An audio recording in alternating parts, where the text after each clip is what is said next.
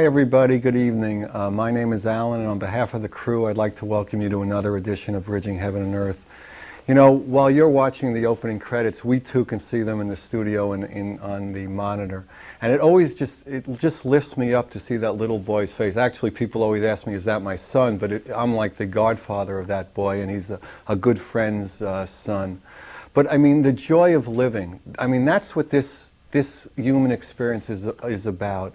And it's time that we really came into that joy of living, where love is the guiding force in our lives, where that manifestation of joy, of love, is the motivating force in our lives, where whatever you would call it, would you call it God, would you call it love, would you call it truth, but that is what is going to bring us together. That is what's going to take this human race and this human condition and rise it and raise it and rise it, or whatever word you would use. I always am in the wrong tense. But it's going to take us into a new experience, the experience that we know we want to have, the experience of connectedness, of oneness, of that feeling between all of us, no matter what color, no matter what race, no matter what religion, with the trees, with the dolphins, that feeling of love, that feeling of connectedness. And that is what, again, Bridging Heaven and Earth is about. For those of you who've been watching the show, and you know, we're on all over the country now. We just found out this week that we're on 3 times a week in Boulder, Colorado, which we're really excited about. But we have guests tonight who once again just bring their love in their own particular fashion, bring their inspiration, and allow all of us to share in that love and that inspiration. We have with us Louix Dempriey, who's a master teacher and author of an extraordinary new book called Dawn of Enlightenment that just explores his almost unbelievable experiences in coming to that inspiration and coming to that truth. And we also have with us Mary Bacon, who's been on before, and Stephanie Bennett. And they played with us before. Mary's a violinist and a songwriter. And one of her CDs is Folk Favorites. And Stephanie is a harpist and a songwriter. And she has numerous CDs, Stories Seldom Told, and a new one coming out, Bardina's Forest. So we're just excited. I mean, Mary and Stephanie have been with us before, and we received such an enthusiastic response that when we started this 6th season of ours, that Mary and Stephanie were one of the first people we called, and this was the date we worked out. So we're just, you know, just delighted again to have Louis with us and Mary and Stephanie. And I think if you'll just allow us to be with you for the next 58 and a half or so minutes, that an experience of that truth, of that love, will once again rise, or just lift us all into a new experience of inspiration. So, as we normally do at this time, please join me in a short meditation. Just, if you know how to do a meditation technique, do it. If not, just try to follow your breath. Just try to settle in. No matter what happened today, let it go. Let this hour of Bridging Heaven and Earth, wherever you are, whatever you've done, whatever you think is your life is about, let this hour take you. So please join me.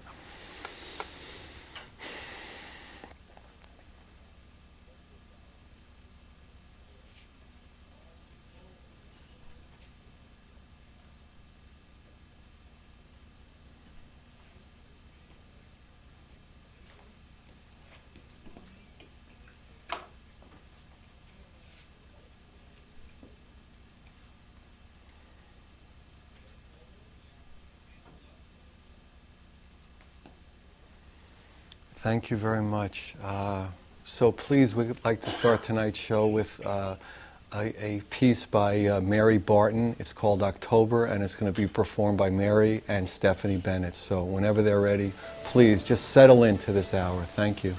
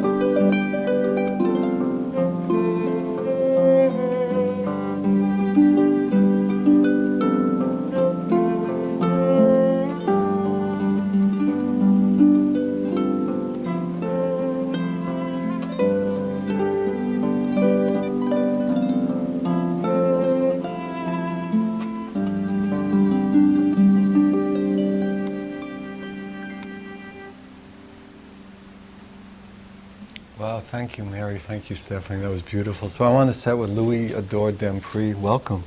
Thank you. It's good to be here. So I got like the thing that comes to mind is like a $64,000 multiple choice question or multiple part. Now I've heard you variously described as a living master, a living saint. Now what is the difference between the two? How do you become one or the other? I mean, just explain this area, because I'm sure our viewers would like to know, what all that means. Wow, $64,000 question. Well, let's see. Where to begin on this one? The way mastery is described is, well, I guess many people would describe it different ways. The way I would describe it and share it, as has been shared with me and my understanding through the ways of spirit, is that through the attaining of enlightenment or through one's transcending the state of living in separation or duality, there's an ongoing experience of living in a oneness with God. Now, right away people say, well, we're all God. Yes, that's true. On the highest plane of creation, everyone is God, everything is one. There's also something about the realized state of consciousness, what is one's ongoing daily experience. And whereas the easiest way I can sum it up for people is by saying, living in the experience, because everything is an illusion, as we know, living in the experience of separation, there's a force like gravity that keeps one's in a consciousness of separateness from the beloved, from the God or the love that one is inherently. And while living in that which is on this planet translates into a fear-based, which is either fear or faith, there's a gravitational pull that keeps one's consciousness in that illusion, and one's have moments, varying moments of being in the oneness, physically experiencing, emotionally, mentally, spiritually, experiencing the oneness. Some people call the bliss, the rapture, whatever you want to call it. But because the collective critical mass of one's consciousness is still in separation, that gravity eventually pulls one back in. Now, through things like training and meditation and healing and purifying the body and all the different things people use, and for each person it's different, there are more and more experiences in the life of an aspirant or seeker that they gain access to more and more light, more and more divinity, but so long as the critical mass, more than 50% of their consciousness, is still in a fear-based or separate-based reality, that's what sustains them. And beyond that veil of separation, which is described as living mastery, it's the opposite. The gravitational pull is actually into the oneness, because someone's consciousness is now united with its own inherent divinity. And there are, because everyone, while embodied, is still having initiations. Initiation never ends, learning never ends, growth never ends. And while ones may have, myself included, experiences or moments of anger, sadness, fear, whatever, the collective critical mass within one's consciousness is in the oneness, is in its realized state of its own divinity. And thus, there's a gravitational pull that brings one back into that oneness, and those moments of separation are fleeting. So in other words, would you say that the momentum is more towards the oneness than to the pull? The pull. Yeah, the field, that one's consciousness lives in oneness and has moments of separation. And the opposite, before crossing that threshold, it's the reverse. And do you get to 75 and you get to be a living saint? I mean, how does that... No, I mean, how does that work? I mean, is there a difference? I mean, that's when you start talking about sainthood, it gets into body. It can get very. They asked me if the Pope was coming. Yeah, it can get very sticky for people, because then you start getting into the lines of our religions and dogmas being brought into this, and that I honor everybody's beliefs and feelings. Many people can say some that, more than others. Yes, no, I honor everyone's as the same. Everybody, there's no one that has more God than anyone else. Inherently. So, yeah, inherently. So, for many people, it can be very relative. Many people, it's a description, because is it not so that if everyone is God, everyone doesn't always behave that way as pure, instead of saying God as pure love all the time. So everyone has moments of doing things that we call saintly things. and some have more and more and more of it. So when And you they're- cross and the they're- 50 on no, that one no. too, I don't know. No, I'm covering it. You're getting so, it, okay. So there are different ways of describing it. For instance, historically, sainthood was something decreed by the Pope or the Catholic Church, that after a certain lifetime of demonstrations of saintly or godly, true lovingly acts and deeds and words, there would be a decree from the Church. And then in more modern times, it becomes the populace has deemed these words, like for instance, Paramahansa Yogananda is widely known as a saint, but there was not a decree from the Catholic Church. So what I say for people is let people get not caught up, don't miss the message for the means, you know, or don't get caught up in titles or labels, but just see the same thing I say to people wherever I go is someone a demonstration of love? And the person decide for themselves, because it all boils down to love. Now, it does so happen, since you know, you're right here, zoomed in on me here. It does so happen that I am the full reincarnation of King Louis IX, who was decreed by the Church as a saint. And I've had numerous experiences of that lifetime and accounts coming from many other people that have recognized me as that. People I've never met before have walked up to me, say, I remember you, I recognize you as King Louis. I've had people write to me in French. He wasn't the one who was beheaded, Huh? right? Huh? No, he died of the plague. Oh, you got Which- something to look forward to. I don't know about Yeah, that, right. but I've had my own plagues. Yeah, haven't we all? So, I mean, how did you come into this experience? I mean, you started out kid from Boston. Yeah, started out as a happy-go-lucky kid from Boston. I always had a very powerful experience of I was raised a Catholic, and I formally left the church at 13. That's when I got bar mitzvah, so I formally left it. I was finished then. Yeah, I mean, I Right. was very happy and content, but I just knew that my experience of God went beyond anything Yeah, it that wasn't- could contain right, it. I mean- So it wasn't that I had a problem per se, it just something else was calling and pulling me. Mm-hmm. It actually was a very deep pain in my heart, because in my little human mind I actually felt, you know, mentally that I was leaving God. And yet Right. and yet I In remember the concept of what yeah, because being that's with what God yeah, was, go to the church and talk right, to God. And right. so while my soul was pulling me to seek, you know, beyond the limits of anything, not just that church, but anywhere, to find God in everything, there was a part of me that felt that I was betraying. But I remember, and I say this in my book too, that I had an experience of Jesus at 5 years old where he physically manifested in my room and talked to me for about 15 minutes. And the funny thing was, I never told anyone. I knew who he was. It was just a matter of fact, and little kids are very innocent and trusting. So I figured if he was coming to my room, he was going everyone's. everywhere, So right. it wasn't a big deal. Right, And right. he just was. It wasn't like, are you or not you? He just was.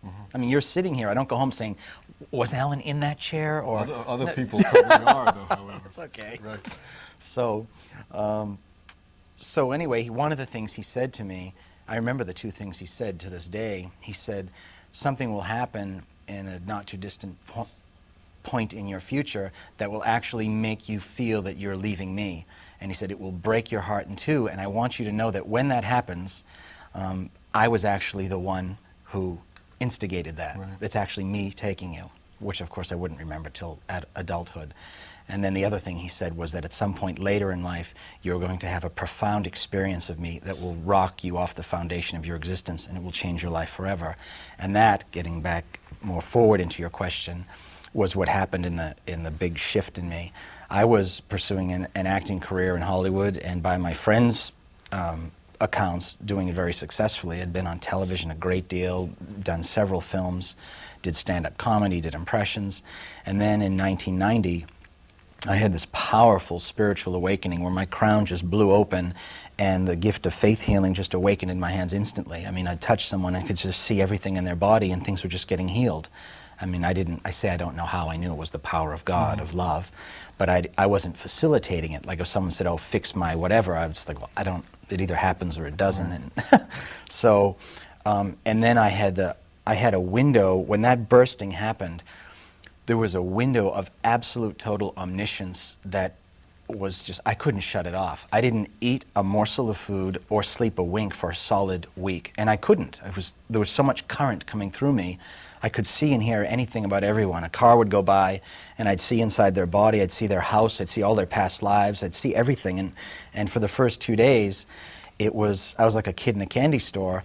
And then by the third day, when I realized I couldn't shut it off, and I couldn't sleep if I wanted to, it was very uncomfortable. And eventually it started to settle down. The healing stayed in my hands and has ever since. And then there was an opening in my, what we call the higher faculties, the extrasensory perceptions, that stayed. It diminished a little, but it stayed on. And I started doing what most people would call psychic readings for people. I'd sit and hold their hand or a wallet or a chain, and they just ask questions and I'd answer them. And this opening was followed by a year and a half of very powerful mystical experiences that... Defined as? I mean, how would you describe it? Near-death experiences. I had encounters with off-planet beings, what we call ETs.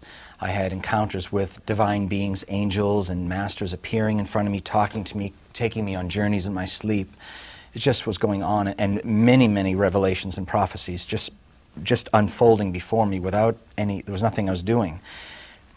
Excuse me, one of the things that I share is that I never had a teacher, a spiritual teacher, and I never read a book about anything metaphysical, just total greenhorn. And all this was happening. So after about a year and a half of this, I tried sharing a few stories with people. This is a real testimonial to the spiritual path. Are you being facetious? Yeah. I mean, here's somebody who wasn't really looking for it, and then, I mean, we had... wasn't looking consciously. Right. But, I mean, Julianne Everett told... do you know Julianne? I know the name, yeah. but I don't. I'm not I mean, she said that she was like a regular housewife, wasn't consciously looking, just a regular person. All of a sudden, the top of her head blew off, and she was looking at the Akashic records and just reading them. That's what it was like for me. Yeah. Yeah, and it was just... But obviously, the... Inner hunger. Yeah, the hunger right. and that gaze on what I call God had to be there. Had to be there, even though consciously I wasn't aware of it. I mean, I believe I always practiced, to the best of my ability, loving ways of being. I didn't like to kill animals, and I didn't like to do things to people, but I had all the same vices everyone else had. Maybe less of them, but I had them all. And so after about a year and a half of this, I started, each night when I went to bed, I would lie in bed, and all I knew about heaven was Jesus, Mary, angels, saints, and God. That's all I knew. Right. So I'd say, "Dear God, please send me someone who can tell me what's going on in my life. There's no one I can talk to, and I don't know what's happening." I did that every single night for 3 months, just diligently. And then after 3 months, a lady friend I hadn't seen in almost a year... Was it almost uncomfortable at this point because there was no reference point for you? No, it was only uncomfortable on the mental side of not knowing, right. but the experiences was rapture. I mean, right. I was living in a world by myself. That what was uncomfortable was that I couldn't share it with anyone. The experiences were not uncomfortable. And even on some level, my not knowing wasn't as uncomfortable. What was uncomfortable was that I had no one to talk to and no one to share it with, and no one that would believe me. So after that prayer every night for 3 months, this lady friend called me. We had dinner, and she said, "Oh, I want to introduce you to this group of women that were taking classes taught by this woman who channels the Ascended Masters." And no word of a lie, I said, "What's an Ascended Master?" Never heard the phrase before. And she goes, "Oh, like Jesus?" I go, "Oh yeah, that I know. I know Jesus." You're familiar she goes, with "Well, that. there's hundreds, thousands of them." And naturally I believed her. I said, "Yeah, really?" So I said, right away, my mind was saying, "Not interested, I don't want to go." And while I'm thinking no, my mouth said physically the word, "Yes, I'd love to," which I still don't know how that happened. I mean, I do, but... Right. And so I went, and I saw this orientation for a 10-week course, which I had no interest in. But as soon as I saw the woman, it was like a lightning bolt hit me in the heart, and I heard this little voice, which I didn't know at the time, said, "That's the person you've been asking for. You need to meet this one." So I had a private session, and in that experience with this woman, I had never encountered channeling per se. I'd heard of Edgar Cayce, but that was about it. And in this session that lasted 2.5 hours, Jesus came and spoke to me in Saint Germain. Through her. Through her. and basically said, "We've been waiting for you." They said, "You came a little sooner than we expected, but..." Always very precocious Yeah, little thing. they said ambitious, but you always were an ambitious one. So he said that you came into this world to be our messenger, to be a messenger and prophet, and we would like to train you. They said we would like to. It was Saint Germain's. They were. Well, Saint Germain was the one speaking this, the Ascended Master Saint Germain, and speaking on behalf of the Ascended Masters of the Great White Brotherhood, the Legions of Light, and he said, we would like to train you as an initiate in the ancient mystery school, the same one that was in Egypt and Lemuria and all these places, and Atlantis. And he said, would you be willing to sign your life over, and we will lift you out of your world, hone and refine you, and put you back in as our emissary.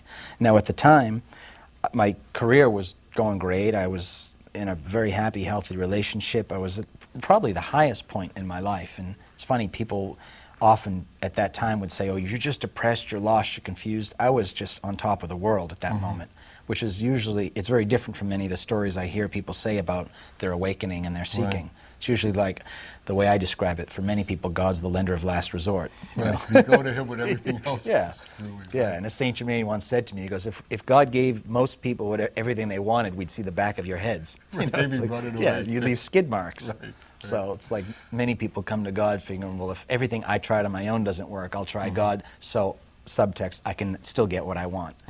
And he said, will you sign your life over? And I had tears streaming down my face in this experience because their presence was so strong. I never knew this existed. And all I said was, where do I sign and how much does it cost? And as I said, I had my career going. I also had a massage practice, and I was doing faith healings and psychic readings now for a year and a half. And he told me, put it all aside. He said, quit your practice, quit your this, quit that. Things started to disappear very quickly. Within 6 months, it was all gone. All my money was gone, my house, my career, my lover, my massage practice, my faith healings, it was all gone. Was that And a conscious effort on your part to unwind it, or was it just by the natural course of surrender? Let's put it this way. Anything that I did not lovingly, willingly let go of me. It was like my soul made a connection to its destiny, and my, quote, this illusionary free will mechanism, as I describe it, didn't have a whole lot of say in it. My mind might have thought it did, but it really didn't. So it just took over, and then life claimed me. So that's how it happened, and instantly they opened this portal in me, and the masters were coming through me immediately. On the next day, it was activated, and then over time, many changes happened. All right, maybe it's a good time to take a little break and listen to the second set with Mary and Stephanie. So we're going to have their second set. They're going to do 2 songs. I Can Imagine, written by Stephanie and performed by Mary and Stephanie. And then they're going to do Lover's Dream. Actually, the first one was from Stephanie's. This one, I Can Imagine, is from Stephanie's new album, Bardina's Forest. And then they're going to do Lover's Dream, and that was written by Mary, and it's going to be performed by Mary and Stephanie. So whenever they're ready, I Can Imagine and Lover's Dream.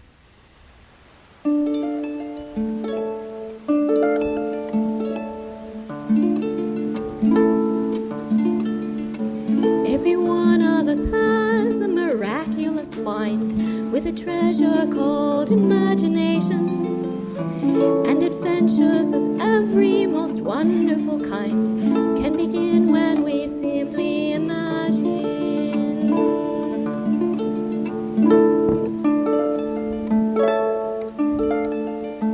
To begin any project, you start with a dream, whether scientist, artist, or teacher.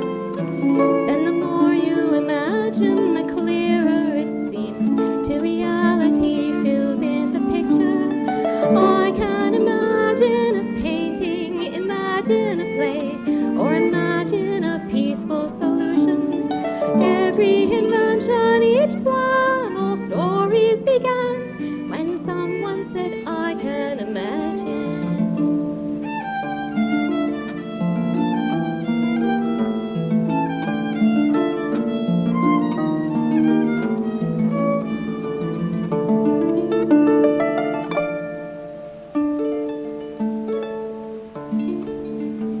Every building and movie and cure for disease, all of science's new information. Every heartwarming book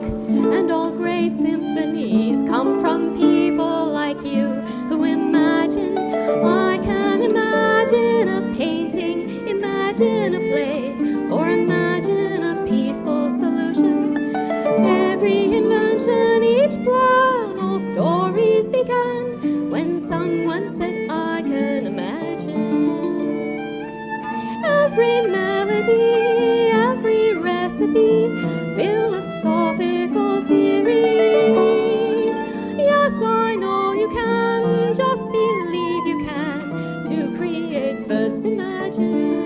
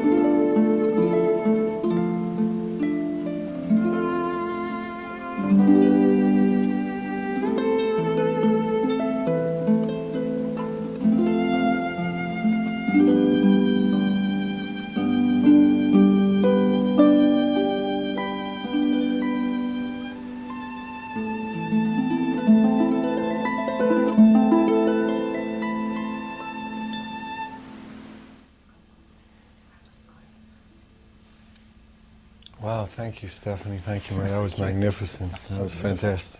So we're back with Louis on the set. Hi. So you were having all these incredible experiences and all the ascended masters, the masters, the grand masters. No, not the grand, the grand poobah. Everybody was coming through you. You were like just a vessel for everything. So how did that lead you in your life to, how did you manifest those experiences? Many things came from it and still do.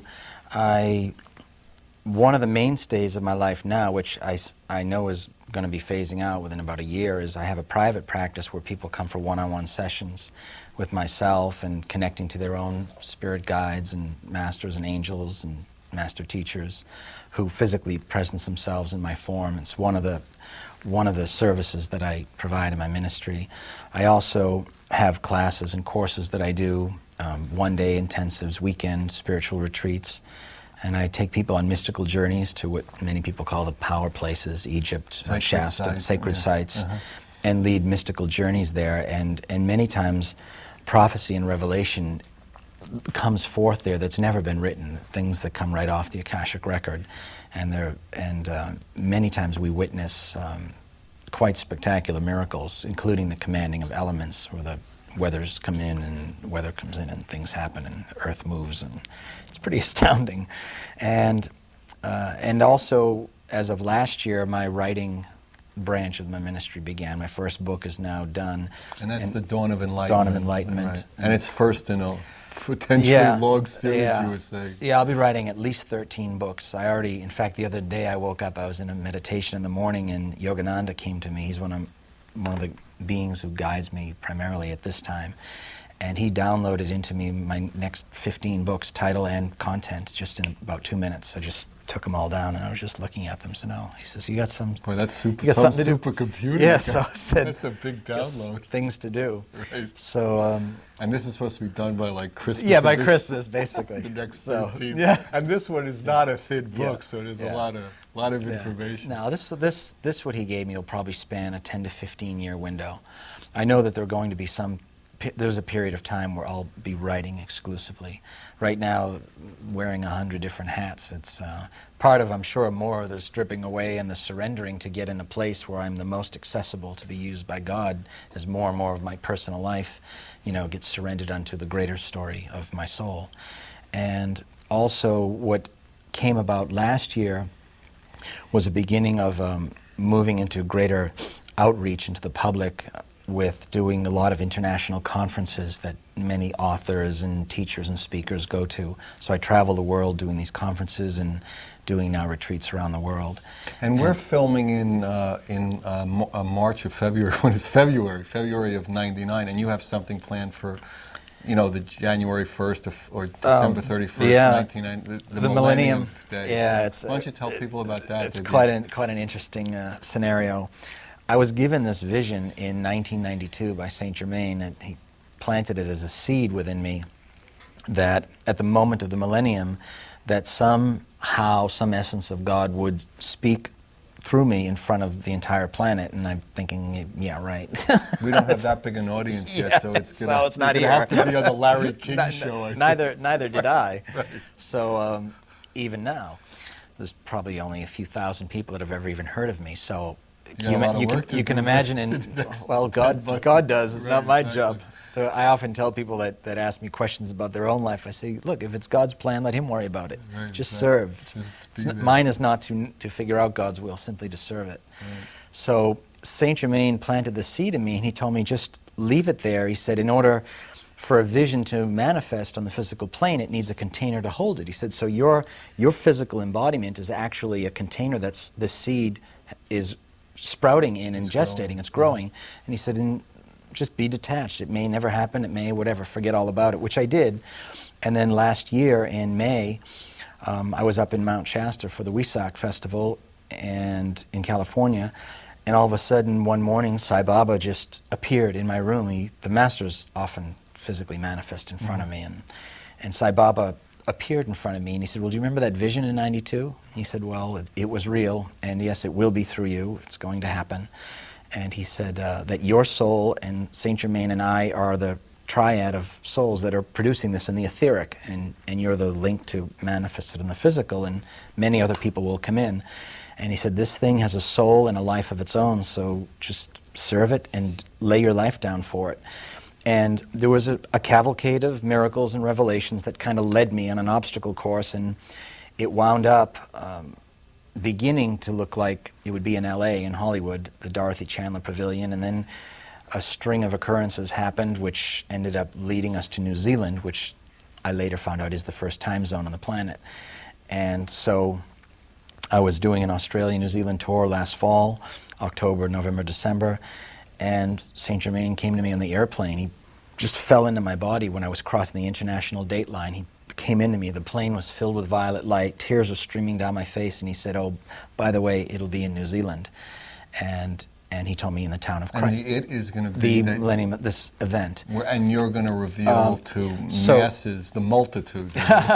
Well, Sermon in the Zealand. There'll be a message of global peace that I will deliver, and it'll be what it'll be, and who sees it sees it. And I'm on total faith. I of myself know nothing, let thy will be done. But I just followed the guidance God was giving me, and I was told, get on a plane, go to Christchurch, New Zealand, and rent a theater. There were 8 theaters to look at, I think, 6 or 8, and I didn't know what to do, and just miracles were happening, and I was told, rent this theater, put your money down on it. So I put thousands of dollars down, which I didn't really have, for December 31st. For December 31st, yeah. 1999. Yeah, and so now the vision of this, the vision for this event is that it's going to be a slice of life. It's going to show heaven on earth, and to show the world that we do live in paradise now. There's a theme that runs in the minds of humanity about,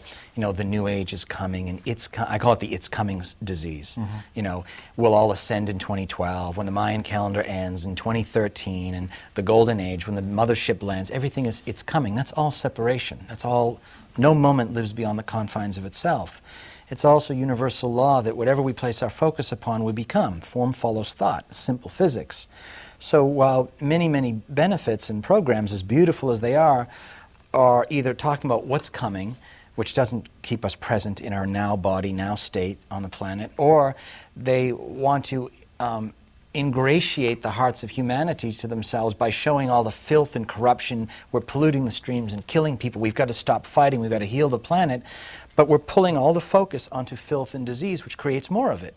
Because every thought, if each person is God, if I'm all that is, you are all that is, every time someone invokes a thought, the full power of creation comes into them and sends it into the universe. And the universe, being but a boomerang multiplied, magnetizes and multiplies that tenfold. So we're using our own divinity to create more disease and pestilence. So the vision that Saint Germain gave me is, let us show the world heaven as earth now. And as people get a chance to see that there is tons of beauty, goodness, wholeness, love, art, joy, music, that will hold the focus. It's different than denial, Pollyannic denial. It's saying, yes, we understand that there are ills on the planet, that many beings live outside of the continuum of pure love. At the same time, let's not lose sight of the fact that we are a beautiful race and we have much beauty and wonder, and let's let that be the bastion that holds us and feeds us, the wellspring that feeds us, so we can walk in the world and deal with the other things.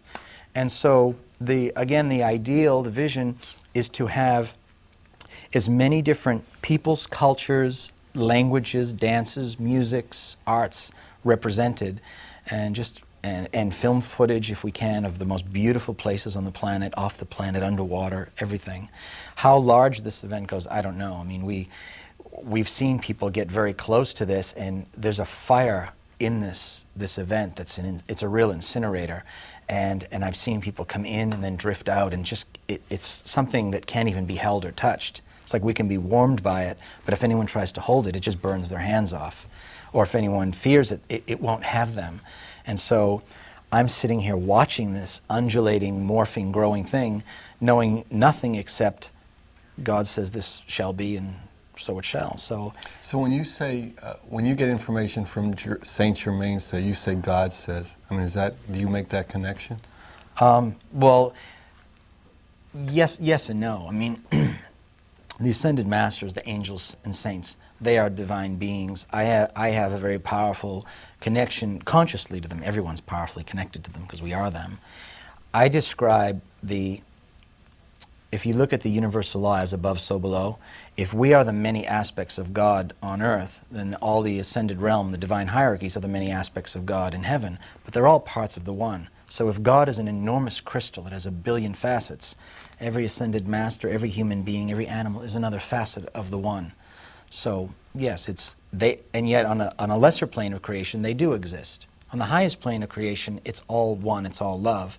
And as we go into lower densities, there is a hierarchy that goes to, from absolute 0 to absolute 100%. So would you say, I mean, like in essence, the spirit... So they're real and they're not at the same time. So it's like that razor's edge. Yeah, I mean, you're real and you're not at the same time. Everything is energy. So, I mean, the same way I say that, yes, Saint Germain is real and he's an aspect of God, he's also a being called Saint Germain.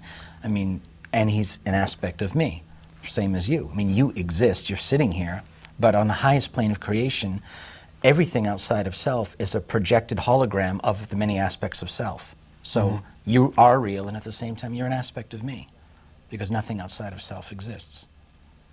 So I don't know if that answers your question. So, yeah, it's as good as any. That's the truth. Okay. I mean, it could have gone a lot of ways. Yeah. So do you see the momentum picking up for, that we've had a lot of people on the show talk about that for whatever reason there's more help now, there's more energy now to break through the density. Oh, absolutely. So you feel that that's part of like your whole life's work or surrender, however, we're using words. Right. So you can Yeah. always run into some kind of crapola. Yeah. So do you see that momentum really picking up as you travel the world and all? There's a huge momentum picking up. And the interesting thing is, it's not simply in a metaphysical community or the New Age community or what people would ostensibly recognize as the seeker. It's all pervasive, because what's happening now is, as the light quotient is continuing to increase on the planet and more veils are lifting between the realm of spirit and the realm of matter, what's also happening is, because of these factors, many people are discovering that the paradigms they lived within no longer work. People that had their whole life slick, down pat, mastered business, mastered my relationship, people's floors are crumbling. The people that call me for private sessions now, it's astounding the content, the nature of what people are saying, that people are feeling their foundation become quicksand, and the more they try to hold it or control it, the faster it goes. So there is definitely an alchemical shift on the planet out of fear into love, and I describe it, it's too much to get into a one-word thingy here, but it's basically, on some levels, it's like the dissolution of the free will zone. You know, free will, as basically the way I describe it, is a divine dispensation given to all of us as we, as God, consciously, freely chose to enter the illusion of separation. We were given this dispensation. God said to us, well, if you as God want to have this experience, enter separation for the purpose of rediscovering and experiencing yourself as God, then while you're there and you're going to enter this lost zone by your own choice, I'll give you this little tool called free will. You can use it anytime you want to find your way back into love. But what happened is, because of the selfishness and self-centeredness and the fear, people use the free will as a toy, like, thanks for the Cadillac, God, I'll call you when I need you. So this mechanism that was designed as a homing device, humanity actually used to go further from God. I stole Aladdin's lamp, now I can do whatever I want. Mm-hmm. But it was really sent to bring everyone back. So how would you describe, so that's dissolving now. Would you say that you possess free will at this time? Free will is never taken away from anyone, but the way I describe it for myself, the highest use of free will is in surrendering it to God's will. And people go, well, I am God's will. In theory, yes, everyone is God's will, but everyone is not realized in the physical day-to-day life. When the personal self, the selfish, sense-gratifying desires are more and more surrendered, then the union between God's will and human will gets closer and closer, and eventually they do become one, because in spirit they were always one. So when I describe the dissolution of that zone, it's that, to put it in layman's terms, it's becoming less and less viable and possible for people to use free will to make choices outside of the continuum of pure love on this planet. That, at some undisclosed point in the future, which I wouldn't say even if I knew, because then the mind would attach to it and then wait for that. Right. But eventually what this planet will see is a point where choices made outside of love cannot even sustain life.